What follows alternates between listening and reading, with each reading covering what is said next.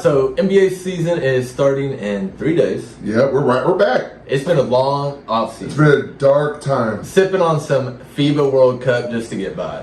And that's tough. That was Because we're in America, and that shit sucks. seeing Jalen Brunson start over Tyrese Halliburton is my only fix of basketball, which is not okay. Not okay at all. Now we can finally talk rebuild. What we've rebuilt. So big piece we've added: Jarris Walker, Obi Toppin, Bruce Brown. We're back. I say that was our big three. We're back. Start us off. How you Okay. feel on that? Okay, well, we put a lot of work in this offseason. I would say we've put more work in ourselves than I've seen us do in probably the past 15 years. I'm not lying. The only other time I remember in free agency semi getting excited for somebody we got that like wasn't a trade, just free agent pickup, was Thaddeus Young. If you even know who that is. Exactly. I was like, wow, we got somebody. And like, Hashtag Thaddeus. yeah, well, I feel like we actually made some moves, actually did things make better. We're looking good. Yeah. We're the best we've been projected to be, in my opinion, in years. Yeah. Tell me I'm wrong. I feel like we can definitely be a thorn for some We teams. could be a You know what thorn. I'm saying? I don't think we'll be overlooked this year. Hot take. Fuck a play in. We're in the playoffs, baby. Hot take. All right. Mic drop. What's your favorite addition? And So, why? That could be a draft pick. That can be Sure. the players we added. I mean, honestly, hashtag Jaywalk. He's endorsing our podcast, as you can tell. Shout out to the Pacers podcast. I'm very excited about Obi Toppin. I've talked about that in the past, but he just seemed like he has a lot of potential on the Knicks. You know what I mean? And I feel like we got him for a steal, and he is coming to our team starting. You know what I mean? So clearly, Rick Carlisle sees something in him. I see something in him. And Knicks fans, again, to touch on this, they were mad to they were upset to get rid of him. Stephen A. went on a rant. Look at What do you think? Obi Toppin headed to the Indiana Pacers for 2 picks here. Well, no surprise here. I'm not thrilled. I mean, it's something involving the Knicks, and I'm not happy. any comment section. They were so upset that our guy's leaving. Well, he's ours now. So he seems happy to be here. He looks like he's having fun.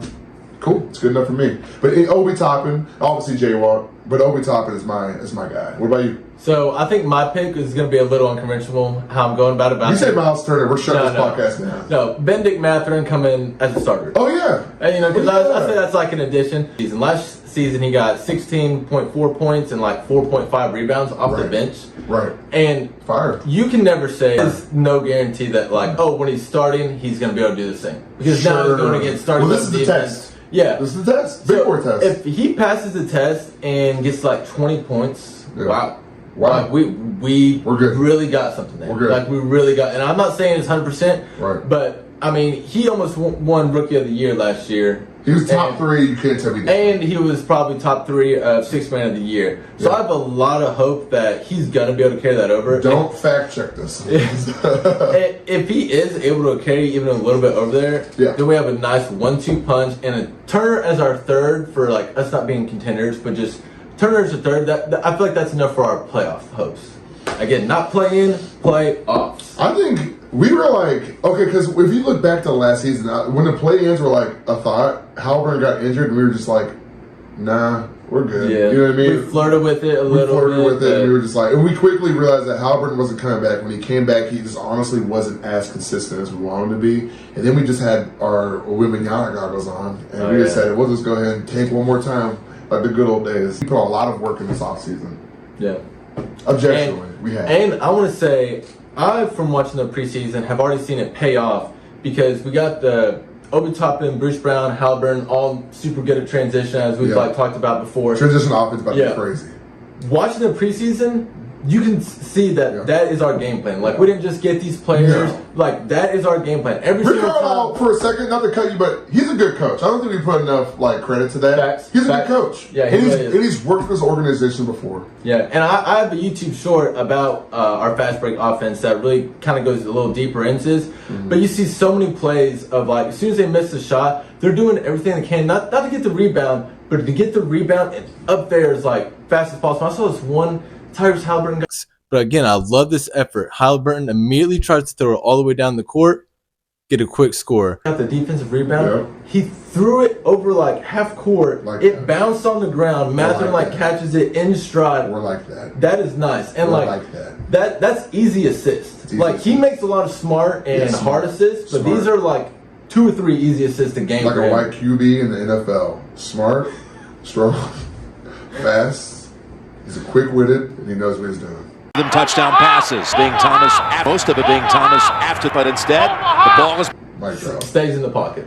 Stays in the. This is just like a little interesting tidbit. All right, what we got? That Karis LeVert trade ended up being Nembhard and Ben Shepherd for us.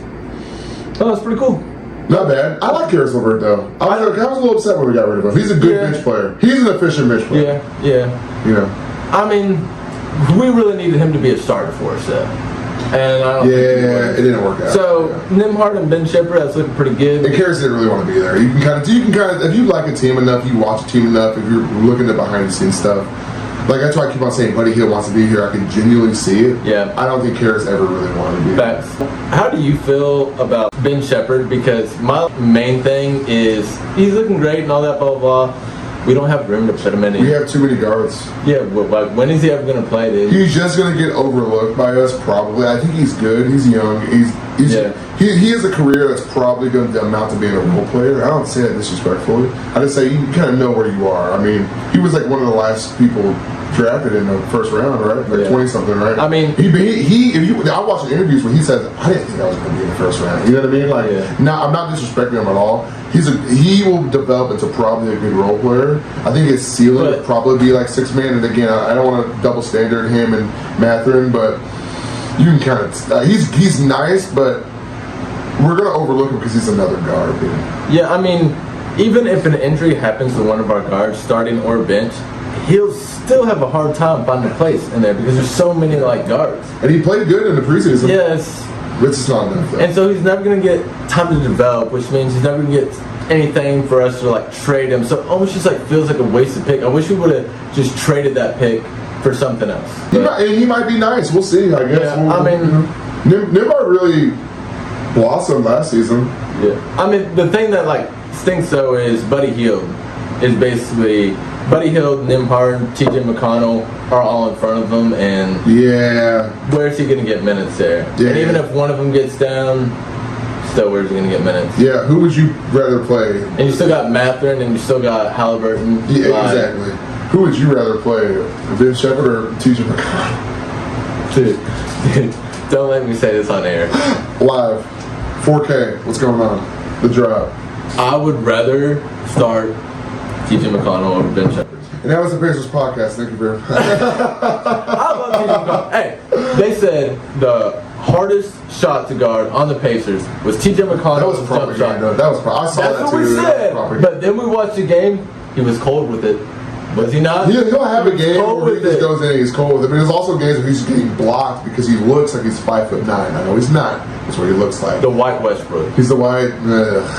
Yeah. He's the white Ben Shepherd. One last thing I would say for Pacers. Sure. I think it's realistic, and I don't know why we've never talked about a person yet. Buddy Hield, 6th man of the year. What are your thoughts? Why do you say that? Like we were talking about, he would start on a lot of teams. And most players that win 6th man of the year would start on a lot of teams. Am I right? You know what I'm saying? He's going to be the focal point of the offense off the bench because Mathurin's not there anymore. So it's him and Nembhard and like Jarris Walker, like nobody else is really a scorer. So he's going to get like all that volume. He's going to be playing against bench players when he's used to being like a starter. 6th man of the year? Yeah. All right. Yeah. Yeah. I was not really, I just thought that was like kind of cool. I was like, wow, I really think he has a good chance of winning that. Like a very good chance of winning that. That's fair. Yeah. That's fair. And even so, say like Nembhard goes down or like McConnell goes down, he might have a lot more ball handling responsibility, so he might be able to, even make more of an impact. So that's fair. Yeah, I'm not mad at that. Yeah, I think that'd be cool. That'd be cool. Walker. Jay Walker. So the first game he really popped off to me. The first preseason, he really. Oh popped yeah, off. we watched that together. I think. Yeah, all the other ones. Really not, and it doesn't really concern me because we don't need him to start this year. Like we don't need him to do anything. I don't want to put too much pressure on him. Yeah. Like I don't He'll think. blossom. He's young. Yeah. We'll hope that he blossoms. That's about all we can do. Yeah. And train him and give him good guidance. I don't see a super high ceiling for him, but I also see a very high floor. Like his worst version of himself, I feel like he's still a very solid, at least like rotational player. His ceiling is probably. I don't want to put a ceiling on him. Okay. We don't know. Yeah, it's fair. yeah, The true. season We he don't has know. not played an NBA normal season game yet. I just don't want to be too critical, personally. NBA dropped their top 100 players. Mm-hmm. I'm going to go down player by player. We'll talk about them, and you'll just guess what they were ranked, all right? Oh, God. Then Halliburton. What do you Guess the think? rank in top 100? Yeah. What was his rank? He's honestly, Pacers goggles on and off. He's got to be top 25. 21. Ooh, okay, 21. okay. You know why? And also, I cheated a little bit. I didn't cheat, but we're about to do NBA fantasy, and Halliburton was the top 5 fantasy pick. You know that? Like Doubles off the chain. Yeah, double. Off the chain. Thing that's not a center or power You're forward. right. Yeah. Because in fantasy, if you play, we played years now together.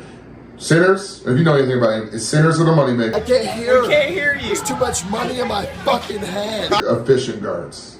Yeah. And that's how I got him to trade me Rudy Gobert for KD. So I got KD out of that. We're gonna edit that. That was nice. We're gonna edit that out. All right, Bruce Brown. Over 60. I'm gonna say like 75-ish. 94.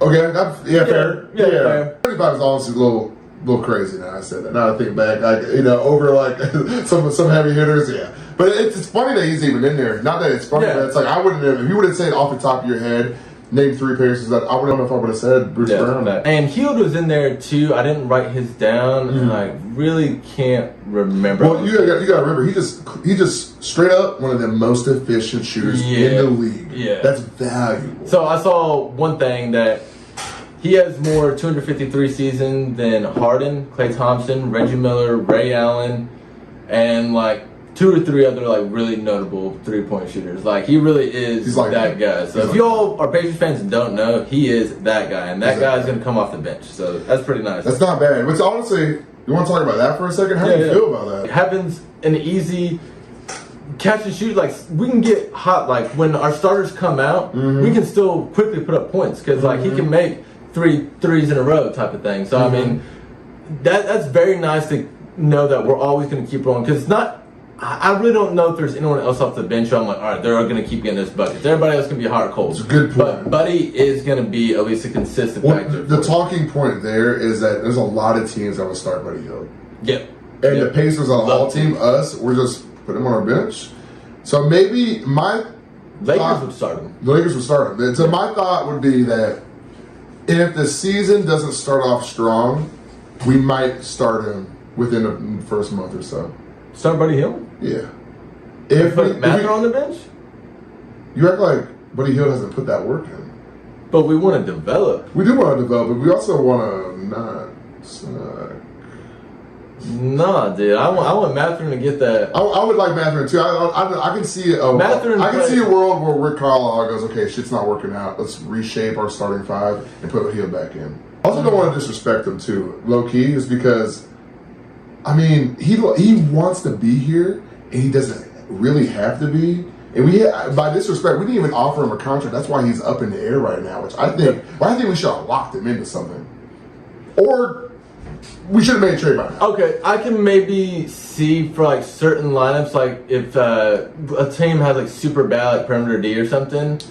But again, like I'm just not sure how much we'll be fighting for wins over like development. Like for instance, like TJ McConnell might bring us more wins. Nembhard That was crazy. is going to be the better play. You know, that's maybe a little bad example because Nembhard might be better than McConnell at this point. Sure. But you know what I'm saying? Like, Sure. We're going to go for that development. More development over, I guess, just overall efficiency. Turner. Where's Turner ranked? 99, I love this one. 99.5. Genuinely, probably around 50 if I had to guess. 65. Okay. So I feel like it's fair. I feel like it's very fair because I might eat my words. This is before the season starts. If he just comes out and kills it, cool. But I don't know. free agency. Yeah. Can we get a better center than Turner? No. No. Okay. But the free agency is a free agency. Okay. Trade. How many centers? I'll take Mitchell Robinson over Miles Turner. So there's maybe like 1 or 2 guys that are realistic that could come here from like a trade, right? Miles Joel Turner, Embiid, Ayton. Jokic. I wish we could get Ayton, dude. And the fact that we have something pretty good. It could We be a have lot something worse. good enough. Yes, it could be like a lot worse. So I'm fine with. I would rather just ride with Turner. And the only way, and I think you brought this up before, I see him getting traded is if Buddy Hield gets traded. Yeah, that's my favorite jersey right there. We're going to destroy that after Yeah. this podcast.